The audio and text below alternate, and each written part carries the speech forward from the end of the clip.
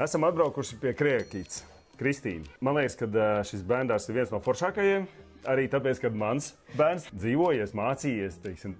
Un Kriekītes nav tikai šeit, bet viņš ir arī daudzās citās Rīgas pilsētas pusēs. Jā, mums ir 8 filiāls. Kopā 8 filiāls. Man liekas, viņš ir visforšākais, jo jums tā visa tā domāšana, tā filozofija par bērnu audzināšanu ir ļoti, ļoti, varētu teikt, pat savādāka kā citiem. Un tā skaitā arī par ūdeni. Jums ir mūsu uzstādītie filtri visās filiālēs, un es redzu, ka bērni ļoti aktīvi lieto, un arī jūs veicinat, lai viņiem būtu tīrs ūdens. Jo mēs tiešām pirms kādiem vairākiem gadiem pārgājām no šīm lielajām ūdenspudelēm uz ūdens filtru krāniem, un mums ļoti patīk, jo tas ir veids, kā bērni paši var iet un piepildīt šo svaigo ūdeni, un katru reizi, katru dienu viņi var tikt pie svaiga ūdens, viņi var iet un atkārtoti pildīt. Tad, kad viņi kļūst lielāki, tad tas ir tas pirmais solis, kad viņi paņem paši savu to pudelīti un aiziet ielēt, un tad viņi jūtās ļoti lepni par sevi. Mēs pieliekam plakātiņus pie sienas un skaitam, cik ūdenspudeles mēs esam izdzēruši, un par katru izdzertu ūdenspudeli mēs dabojam uzlīmes.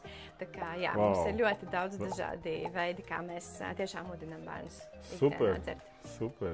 Un mums arī tiešām mācību programmā ir arī tādi draudziņi, kas atbild par dažādām jomām, un šis ir lēkājošais Ludis, un viņš arī ir atbildīgs tieši par veselīgu dzīvesveidu un par ikdienā, arī par ūdens dzeršanu, par fiziskām aktivitātēm. Tā kā, jā, ļoti sekojam tam līdzi. Tik atvērti, tik plaši var uzzināt, atbraucot, zin kā, sēžot savā birojā, jā, attālināti.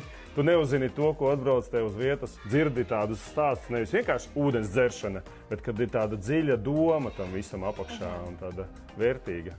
Paldies tev! Labi, paldies jums!